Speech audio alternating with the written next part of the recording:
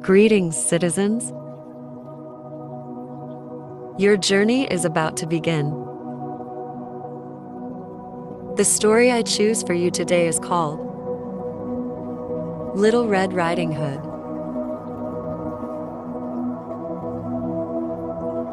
Please find a position which make you feel comfortable.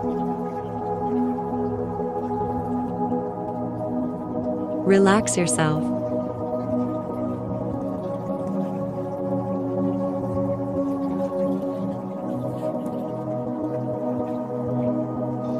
Once upon a time, in a quaint village nestled at the edge of a dense forest, there lived a little girl named Little Red Riding Hood, or simply Red, as she was fondly called by her family and friends. Was known for her cheerful disposition, her kind heart, and her trademark red hooded cloak. She was the apple of her grandmother's eye, and the pride and joy of her mother. Red lived in a cozy cottage with her mother, a kind-hearted woman who worked hard to provide for her daughter. Red's father had passed away when she was very young, leaving her mother to raise her alone. Despite the hardships they faced, Red and her mother shared a deep bond and found happiness in each other's company. Red's grandmother lived in a small cottage, deep in the heart of the forest, where she spent her days tending to her garden and baking delicious treats. Red adored her grandmother and looked forward to visiting her whenever she could. It was during one of these visits that Red's adventure began. One sunny morning, Red's mother called her into the kitchen. Red, my dear, She said, your grandmother isn't feeling well today. She's been feeling under the weather for a few days now. And I think it would do her good if you paid her a visit. Would you be willing to take her some food and medicine? Red's eyes lit up with excitement at the thought of seeing her grandmother. Of course, Mother. She exclaimed. I will go right away. Red's mother packed a basket with freshly baked bread, a jar of honey, some fruits from their garden, and a bottle of medicine for her grandmother. She kissed Red on the forehead and reminded her to be careful on her journey through the forest, with the basket slung over her arm and her red-hooded cloak pulled snugly around her shoulders. Red set off on the familiar path through the forest. The sun shone brightly overhead, casting dappled shadows on the forest floor. Birds sang melodiously in the trees, and a gentle breeze rustled the leaves, creating a serene atmosphere. As Red walked along the winding path, she couldn't help but marvel at the beauty of the forest around her. The trees towered overhead, their branches swaying gently in the breeze. Wildflowers bloomed along the edges of the path, painting the forest floor in a riot of colors. Unbeknownst to Red, however, a cunning wolf had been lurking in the shadows, watching her every move. Hungry and opportunistic, the wolf saw Red as an easy target and devised a plan to intercept her. On her journey to her grandmother's cottage, as Red continued along the path, she suddenly heard a rustling in the bushes nearby. She paused her heart pounding with anticipation, and peered into the undergrowth. Out from the bushes stepped a large, menacing wolf, its eyes gleaming with hunger. Good morning, little girl. The wolf said, his voice smooth and deceptive. Red gasped in surprise and took a step back, clutching the basket tightly to her chest. Good morning, Mr. Wolf. She replied, her voice tinged with apprehension. Where are you off to in such a hurry? The wolf asked, his eyes fixed on the basket in Red's hands.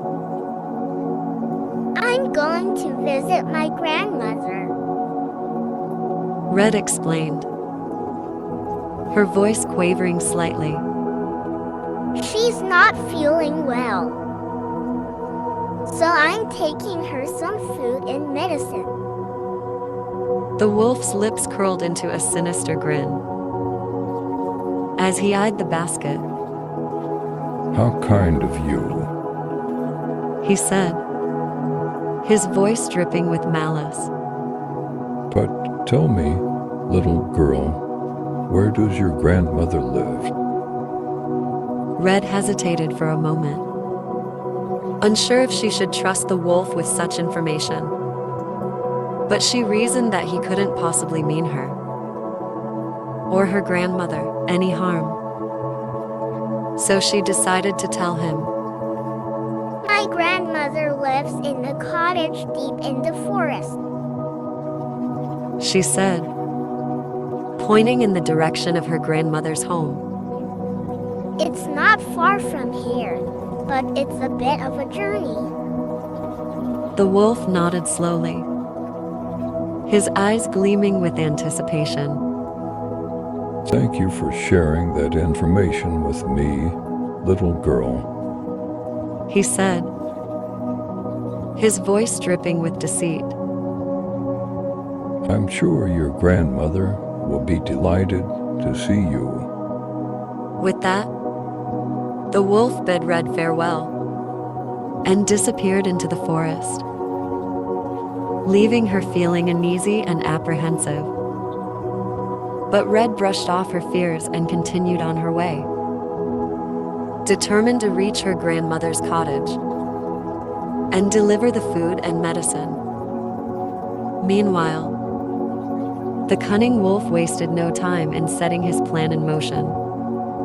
He knew a shortcut through the forest that would allow him to reach the grandmother's cottage before Red.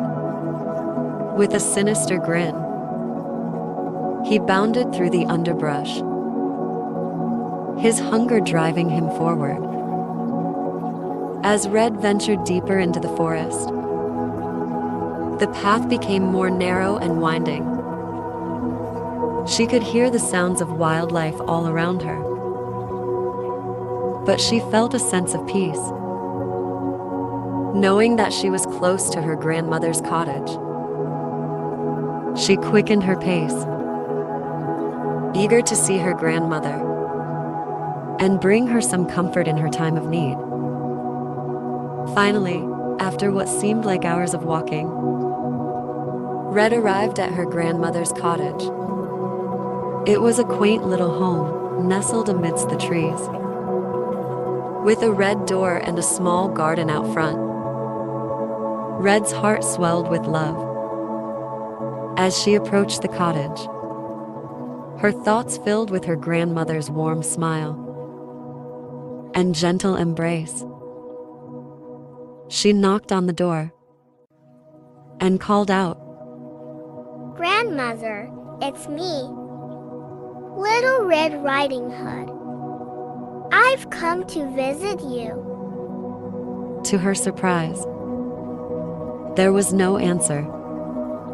Frowning in confusion, Red tried the door handle and found it unlocked. With a sense of trepidation, she pushed open the door and stepped inside. The interior of the cottage was dimly lit, with the curtains drawn and the air thick with a musty smell. Red's heart sank as she called out for her grandmother again. But there was still no response. She felt a sense of unease creeping over her as she ventured further into the cottage, her footsteps echoing on the wooden floorboards. Suddenly, she heard a low growling noise coming from the bedroom. Her pulse quickened with fear as she approached the door, her hand trembling as she reached for the handle. With a deep breath, she pushed open the door and peered inside. What she saw made her blood run cold. There, lying in her grandmother's bed, was the cunning wolf, his eyes gleaming with hunger, as he bared his sharp teeth in a menacing grin. Red recoiled in horror, dropping the basket of food and medicine. As she stumbled backwards, the wolf let out a sinister laugh, his voice echoing through the cottage like a death knell. Well, what do we have here? He sneered, his eyes fixed on Red's trembling form. It seems I've caught myself a little snack. Red's mind raced with fear and panic as she tried to think of a way to escape. She knew she had to act fast before the wolf could harm her or her grandmother. With a surge of courage, she turned and fled from the cottage, the sound of the wolf's laughter ringing in her ears. As she ran through the forest, Red's heart pounded in her chest, her breath coming in ragged gasps.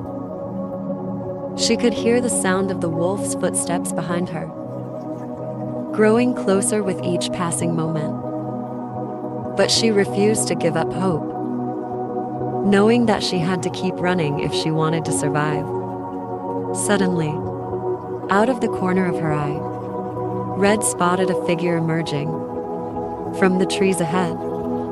It was a woodsman, strong and tall, wielding an axe in his hands. With a sense of relief, Red dashed towards him, her voice trembling as she cried out for help. The woodsman heard her cries and turned to face her, his eyes widening in shock at the sight of the terrified girl. Without hesitation, he raised his axe and prepared to defend her from the approaching wolf. As the wolf lunged towards Red, his jaws snapping with hunger, the woodsman swung his axe with all his might, striking the wolf squarely in the chest. With a howl of pain, the wolf stumbled backwards, blood gushing from his wound. As he collapsed to the ground, Red watched in horror as the woodsman delivered the final blow, ending the wolf's life once and for all. She sank to her knees, tears streaming down her cheeks, as she realized how close she had come to death. But she was grateful to the woodsman for saving her life, and she thanked him profusely for his bravery and courage. With the danger past, Red and the woodsman returned to her grandmother's cottage to ensure that she was safe. To their relief, they found the grandmother unharmed, cowering in a corner of the room. Red rushed to her side, embracing her tightly as tears of joy streamed down her face. The woodsman escorted Red and her grandmother back to the village, where they were greeted with cheers and applause from the villagers. News of the wolf's demise spread quickly throughout the village, and Red was hailed as a hero for her bravery and quick thinking. From that day forth, Red vowed never to venture into the forest alone again, knowing that danger lurked in its depths. But she also learned the importance of courage, kindness, and resilience in the face of adversity. And though the memory of her encounter with the wolf would haunt her dreams for years to come, she took comfort in the knowledge that she had faced her fears and emerged victorious in the end.